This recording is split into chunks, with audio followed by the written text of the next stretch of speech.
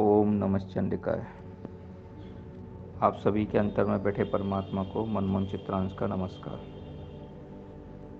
आप सब अनुभव करते होंगे कि जगत को चलाने के लिए एक जगत और भी है और उसे शक्तिशाली शक्तियाँ उस जगत की हमारे जीवन में हस्तक्षेप करती रहती हैं, चाहे वो हमारे जीवन की सामान्य क्रियाकलाप हों या साधारण रूप से उच्च और दिव्य बनाने वाली साधनाएं, उनसे संबंधित क्रियाकलाप। हमारा जीवन बहुत जटिल है। सामान्य जीवन में भी हम देखते हैं कितनी जटिलताएं भरी हुई हैं। जीवन के विभिन्न रूप, आयाम, क्रियाकलाप हम लगातार देखते रहते हैं और सभी में बहुत उलझे हुए, जटिल और मुश्किल जान पड़ते हैं। जैसे जैसे हम आगे बढ़ते हैं जीवन में, हमारी जटिलताएं भी बढ़ती जाती हैं। अब देखो, पहले के लोग कितना सरल जीवन जीते थे। जैसे जैसे हम आगे बढ़े विकास की तरफ, हमारी जटिलताएं बढ़ती गईं और धीरे धीरे हम समग्रता की ओर बढ़ने लगते हैं। जैसे जैसे जीवन में हम ऊर्ध्वगति करते हैं, हमें विशेष प्रयत्न और अधिक शक्ति की आवश्यकता पड़ती है।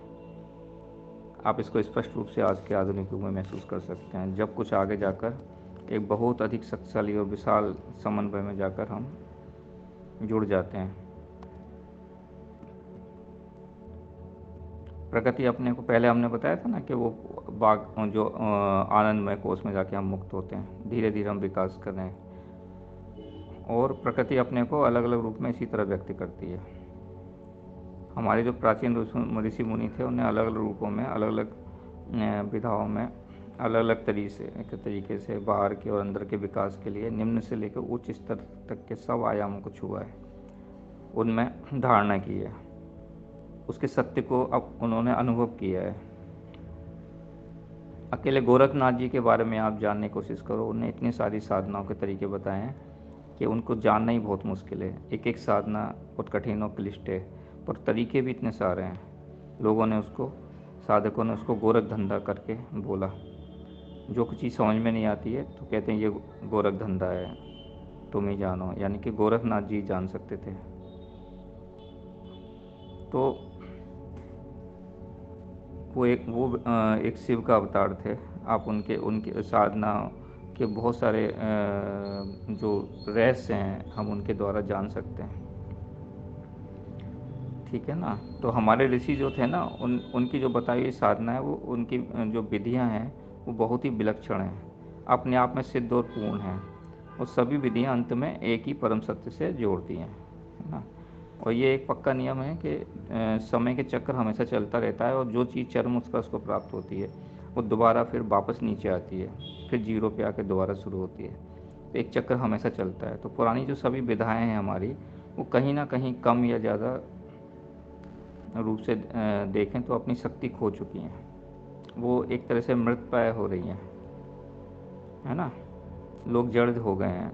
वो साधनाएं ऐसा लगता है कि कुछ काम ही नहीं करती हैं। तो साधारण बेसिक नियम भी एक तरह से खो गए हैं उनके। उनको व्यवहार में जीने की तो बात ही छोड़ो, उनकी जानकारी भी नहीं मिल रही है। तो छोटी छोटी बातें भी अब व्यावहारिक और असंभव लगने लगती हैं। इन साधनाओं की पद्धतियों को आत्माओं की नूतन धाराओं से लगातार जीवन शक्ति मिलती रहने की आवश्यकता है। अब समय की मांग है, बल्कि कहना चाहिए कि बहुत अधिक आवश्यकता है कि परमात्मा के संकेतों को समझें। हम अपने अंदर आत्मा की जीवन शक्ति को, जीवन धाराओं की आहुति देने के लिए हमको तैयार रहना है। इसका समय आ गया है।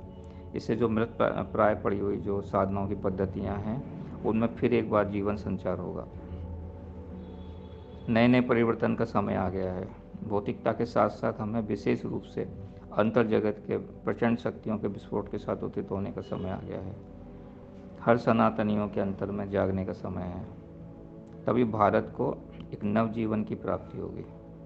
यह भौतिक जीवन कभी खत्म नहीं होता है। शरीर हमेशा बदलते रहते हैं, ये भी अमर है। जीवन चलता रहता है, सतत और लगातार। अब इसका भी, जीवन का भी महत्व खत्म हो जाता है फिर बाहर जीवन में जीते जीते जीते जीते उसका महत्व भी खत्म हो जाता है। जीवन की तो कोई वैल्यू ही नहीं रहती है। इस भौतिकवादी युग में पदार्थ ही सब कुछ है।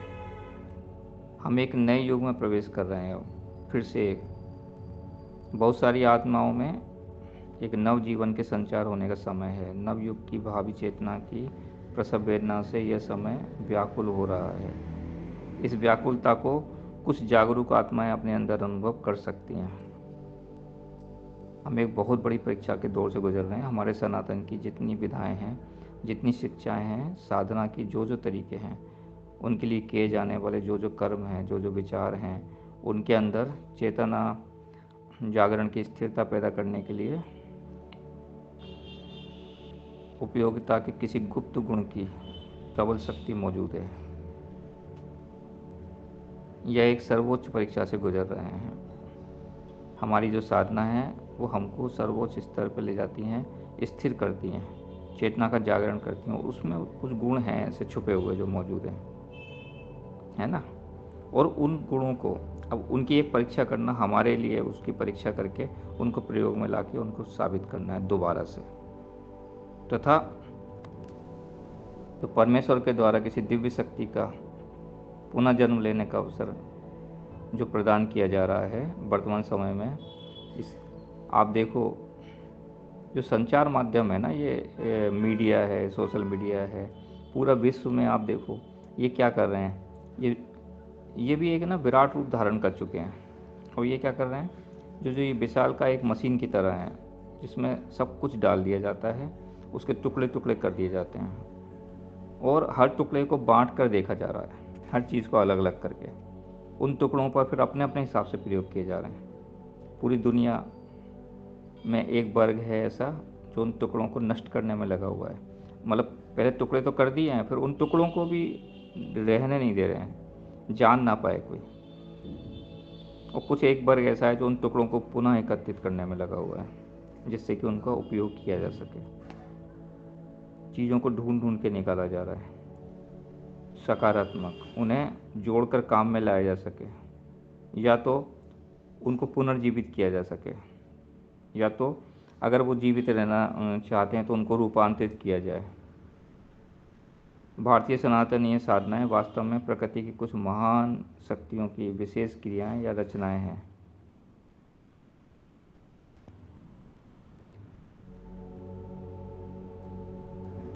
ये अपने बीज रूप में मनुष्य जाति के भावी जीवन के लिए आवश्यक सक्रिय तत्वों में से एक हैं। ये युग जो है ना, ये आधुनिक युग में अपने जीवन शक्ति और सत्य के बल पर जीवित बची हुई हैं,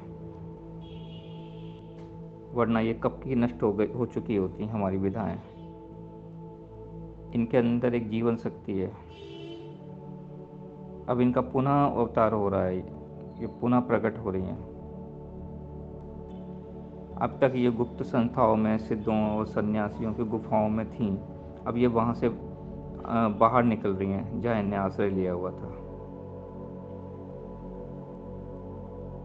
अब इनको माध्यम चाहिए, अब इनको पुनर्जीवन की आवश्यकता है, हमारी आवश्यकता है। हम इन साधनाओं से अपने आप को चार्ज करेंगे और हमारे द्वारा ये प्रकट होंगी। यदि हम जीवन और साधना दोनों को यथार्थ दृष्टि से देखें तो संपूर्ण जीवन ही चेतन या अवचेतन रूप से साधना ही है। साधना शब्द से हमारा मतलब सत्ता में प्रसुप्त क्षमताओं की अभिव्यक्ति के द्वारा आत्मा की परिपूर्णता के लिए किया गया विधिवत प्रयत्न और मानव व्यक्तित्व का उच्च विश्वव्यापी परमात्मा की शक्ति के साथ मिलन, ये है साधना। जो हमारी प्रसुप्त क्षमताएं हैं उनको जगाना, एक लेवल पे ले जाना और परमात्मा के साथ मिलना, उसको मिलना यानी कि एक हो जाना, उसको फील करना, जहाँ पे शिवो हम अहम ब्रह्मास्मि महावाक्य प्रकट होते हैं, जिसे हम मनुष्य और पूरे विश्व में आंशिक रूप से अभिव्यक्ति होता हुआ देखते हैं। संपूर्ण परिवर्तन के लिए संपूर्ण वातावरण को बदलना बहुत आवश्यक है। वातावरण को बदलने के लिए व्यक्तियों का स्तर बदला जाना है। इसके साथ साथ सार्वजनिक गतिविधियों में भी उथल पुथल होना बहुत आवश्यक है।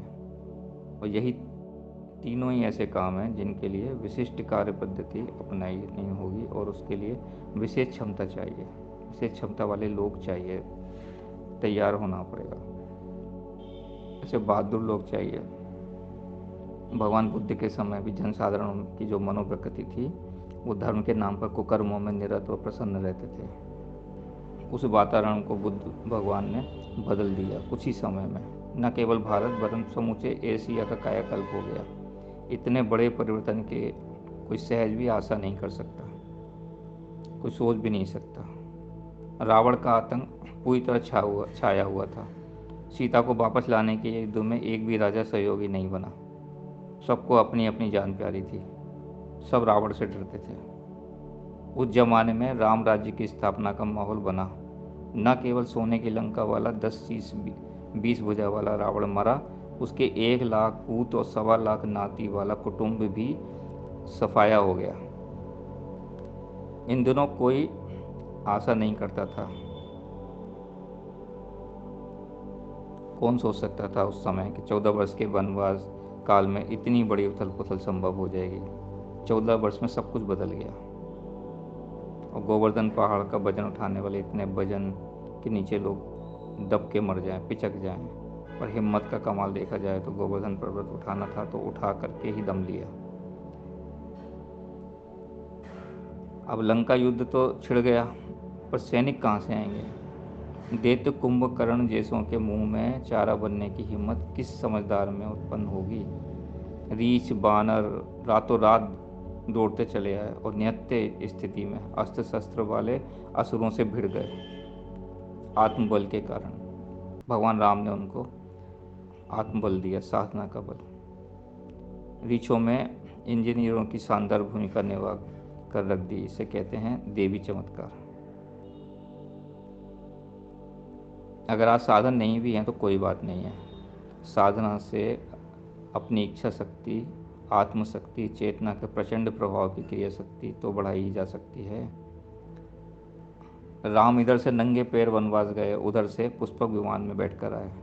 कृष्ण वन में गाय चराते थे, पर पीछे उनके साथी द्वारकापुरी वासी और वे स्वयं द्वारकाधीश कहलाए।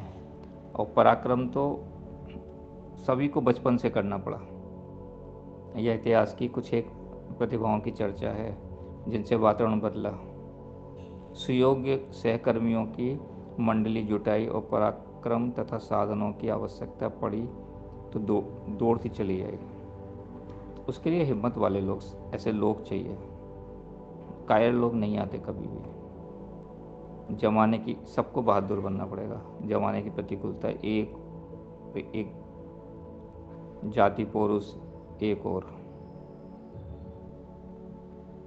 मतलब कितने भी विपरीत परिस्थिति हैं, कितनी भी, लेकिन अगर हमारे अंदर हिम्मत है तो हम अकेले बहुत होते हैं और वैसे लोग भी इकट्ठे हो जाते हैं। मैं अपनी बात कहने की कोशिश कर रहा हूँ, आप उससे ज़्यादा समझने की कोशिश करें। घनघोर अंधेरे में प्रकाश उत्पन्न करने वालों को अध्यात्मवादी कहा जा सकता है। अपने प्रकाश, अपनी मशाल जला के ऊपर करो। जिसको प्रकाश चाहिए वो आए, जिसको रोशनी चाहिए वो अपने आप आएगा। जिनने अपनी अथवा दूसरों की आत्मशक्ति के सहारे समूचे समय को बदल डालने वाले चमत्कार दिखाए, उनके संबंध में ये कहा जा सकता है कि उनमें आत्मशक्ति की और उसके सहारे उन्होंने ऐसे काम कर दिखाए जो आत्मशक्ति की गरिमा को बताते और बढ़ाते हैं। अगर अभी के समय में हम अतीन्द्रिय क्षमताओं की बात करें तो परामनोविज्ञान के नाम पर तथा कथित अतीन्द्रिय क्षमताओं के नाम पर शोध का विषय बना हुआ है। ऐसे कितने ही व्यक्तियों की, उनकी चमत्कारों की चर्चा होती है और समझा जाता है कि आत्मशक्ति के नाम पर यदि कोई वस्तु होती है तो वो इतनी छोटी छोटी, इसकी यही सीमा है। आत्मबल इससे अलग है, सर्वदा भिन्न है। इसमें कौतुक की जगह नहीं है, वरन व्यक्तिक न होकर ये सार्वजनिक उपयोग का अति महत्वपूर्ण भंडार है। ये व्यक्तिगत चमत्कार दिखाने के लिए, अपनी महिमा का वर्णन करवाने के लिए नहीं है। सबको मिलकर इस भारत को चेतना संपन्न बनाना पड़ेगा। इसका उत्पादन आड़े समय में होता है। महामानव उसे उत्पन्न करते हैं और उसका सुनियोजन वातावरण को बदलने में सहयोगी महामानवों की सेना जुटाने में होता है। जैसे लोग होते हैं उनके पास वैसे ही लोग आते हैं। जब शक्तिशाली लोग साधना में जुटने लगते हैं तो फिर सब शक्तिशाली बनने लगते हैं और वैसे ही लोग खिंचते चले आते हैं। पराक्रम पुरुष की आवश्यकता उसी के बलबूते पूरी की जाती है और साधनों को इस प्रकार जुटाया जाता है जैसे सूखे आसमान में से घटाघोप वर्षा होती है और हरितमा का दृश्य देखकर आंखें अचंभे में चकित रह जाती हैं। आपने देखा है ना, बरसात से पहले कितना खाली पड़ा होता है। जब बरसात होती है उसके बाद देखो, कोई सोच सकता है कि इतनी हरियाली आ जाएगी। बीज अंदर दबे हुए होते हैं, उस समय आने पे मौसम में अपने आप फलीभूत होते हैं। बरसातों में आपने देखा है हमारे घर में रखे हुए प्याज या जो भी सब्जियां हैं या जो बीज हैं वो अंकुरित हो जाते हैं, क्योंकि मौसम का कमाल है ये वो ही मौसम है अंकुरित होने का। हमको समझना है, जानना है और आगे आना है। पर परमात्मा की कृपा लगातार बरस रही है। बरसात का मौसम आ गया है वर्तमान में। अगर देखो तो किस तरह भारत में सभी सनातनियों में एक नई चेतना का जागरण हुआ है। तेजी से बहुत बड़ी उथल पुथल हो रही है। यह संकेत है कि समय का बदलाव शुरू हो गया है। परमात्मा की चेतना प्रकट होने के लिए व्याकुल है। हम सभी को मिलकर इस यज्ञ में अपनी आहुति देनी चाहिए। आप लोग कुछ कहना चाहें तो अपनी बात रख सकते हैं। चर्चा जारी रखेंगे। आप सभी के अंतर में बैठे परमात्मा को नमस्कार। ओम।